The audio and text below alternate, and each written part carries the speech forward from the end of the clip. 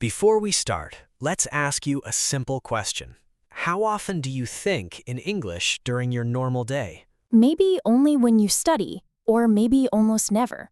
Hello everyone, and welcome back to English Life Project. I'm Alex, and I'm really happy you're here with us today. And I'm Lisa. It's great to have you here again. Maybe you are listening while walking, sitting at home, or traveling somewhere.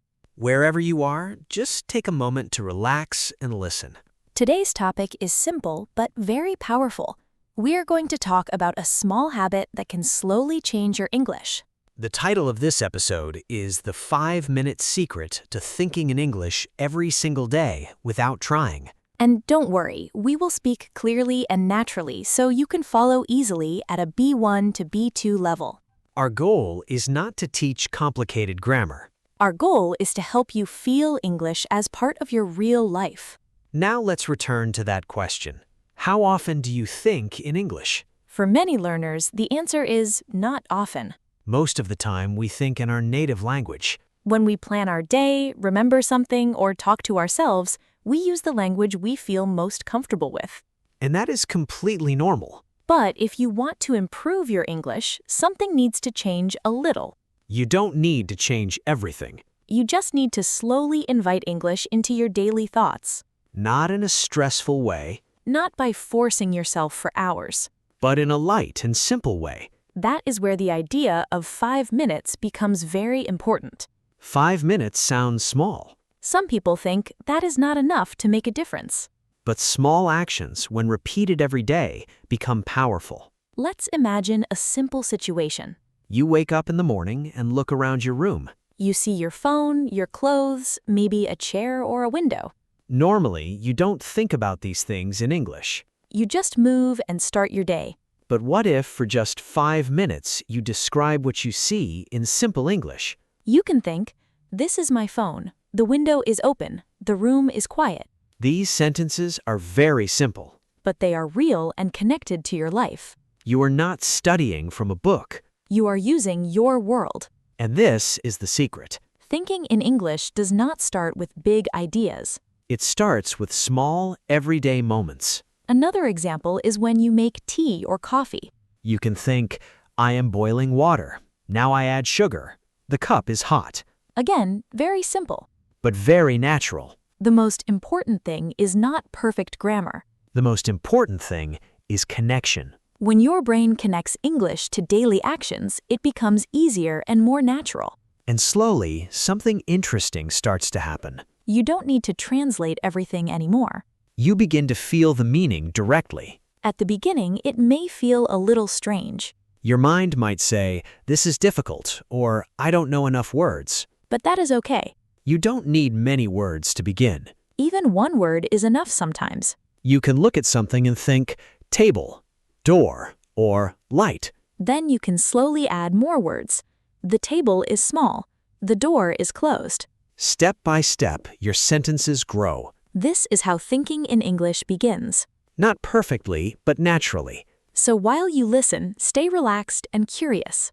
You don't need to change everything today. Just start noticing your thoughts. And maybe you can give 5 minutes of your day to English. So now that we understand the idea of using 5 minutes, let's make it more practical and more real for your daily life. Yes, because a simple idea becomes powerful only when you use it again and again. Let's imagine a normal day. You wake up, you move, you do many small actions without thinking too much. These small actions are actually perfect moments to practice thinking in English. For example, when you are getting ready in the morning, you can describe your actions in your mind. You can think, I am brushing my teeth. Now I wash my face. I am looking for my shirt. These are very simple sentences, but they follow your real life step by step. This is important because your brain connects language with action. And when language connects with action, it becomes easier to remember. Another good moment is when you are outside, maybe walking or going to work. You can look around and describe what you see. There are many people here. The street is busy. That car is very fast. You don't need to be perfect, you just need to keep going. If you don't know a word, you have two simple choices. First, you can skip it and continue with other words. Or, second, you can explain it in a simple way. For example, if you don't know the word traffic, you can say, many cars on the road. This is a very useful skill. It helps you stay in English instead of going back to your native language. Now let's talk about something important. Many learners try this for 1 or 2 days, and then they stop. Yes, because they forget or they feel it is not working immediately. But this method works slowly, like building a habit. That is why 5 minutes is perfect. It is short, so it is easy to repeat every day.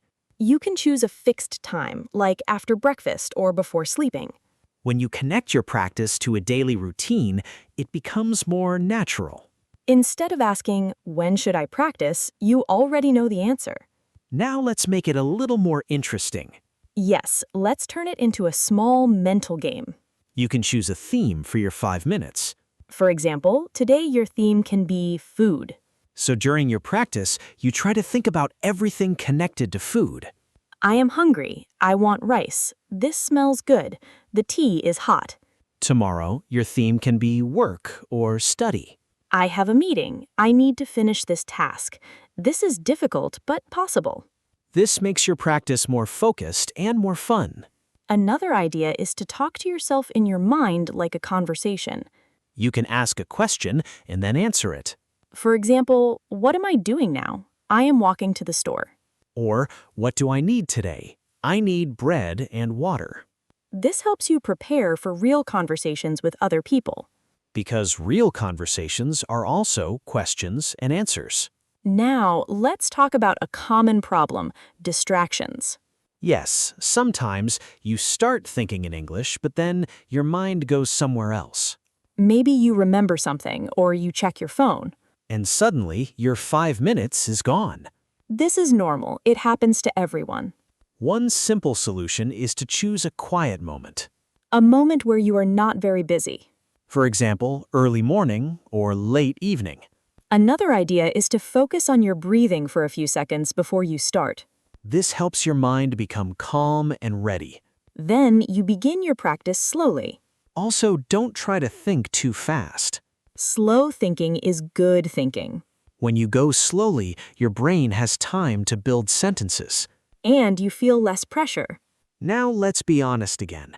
Some days you will not feel motivated. Yes, maybe you feel tired or busy. On those days, you can reduce your goal. Instead of 5 minutes, you can do just 2 minutes. The important thing is not the time. The important thing is the habit. When you continue, even in a small way, you keep the connection alive. And that connection becomes stronger over time. So don't wait for perfect conditions. Just start with what you have where you are. Your English grows in small, quiet moments. And those moments are already in your daily life. Now let's talk about something deeper. Thinking in English is not only a habit, it is also a change in how you see your learning. Yes, because many learners focus only on results. They ask, when will I be fluent? Or when will I speak perfectly? But this kind of thinking can create pressure. And pressure can make learning feel heavy and stressful. Instead, we want to focus on the process. The process means what you do every day in small steps. When you give 5 minutes to thinking in English, you are already improving. Even if you don't see a big change immediately. Progress in language learning is often quiet. It happens little by little inside your mind. One day you suddenly notice something. You understand a sentence faster, or you think of a word without translating. And you realize something has changed. That change comes from many small moments of practice. Now let's talk about confidence. Many people are afraid of making mistakes, even in their own thoughts. That is interesting, right? Yes, because nobody can hear your thoughts, but still you feel unsure. You might think, this sentence is wrong, or my English is not good. But here's an important idea. Your thoughts are your private space. You are free to experiment there. You can try new words, new sentences, new ideas. There is no teacher, no test, no pressure. So give yourself permission to be imperfect. Imperfect practice is still very valuable. Another helpful idea is to repeat simple patterns. For example, you can use the same structure again and again. I am going to. I need to. I want to. These patterns are very common in real English. When you repeat them, they become automatic. And when something is automatic, you don't need to think too much. That is a big step toward fluency. Now, let's connect this idea to your daily life again. Think about your routine. You wake up, you eat, you work, you rest. These moments are always there. So your practice can also always be there. You don't need a special place. You don't need special tools. You only need your attention for a few minutes. Let's review the main idea of this episode. Thinking in English does not start with big effort. It starts with small, simple moments. 5 minutes a day is enough to begin. You can describe your actions, your environment, or your plans. You can use simple words and short sentences. You can repeat patterns and build confidence slowly. And most importantly, you can stay consistent. Consistent means you continue, even when it feels small. Before we finish, take a quiet moment again. Ask yourself, when can I use my 5 minutes today? Maybe in the morning. Maybe while walking. Maybe before sleeping. Choose one simple moment. And make it your starting point. If you want, you can share your idea in the comments. You can write, I'm your name from your country, and my 5 minutes will be. This is a great way to practice English and make your plan real. Thank you for spending this time with us. And also for giving a few minutes to yourself and your learning. Remember, you don't need to be perfect. You just need to begin and continue. See you in the next episode of English Life Project. Take care and keep thinking in English, one small moment at a time.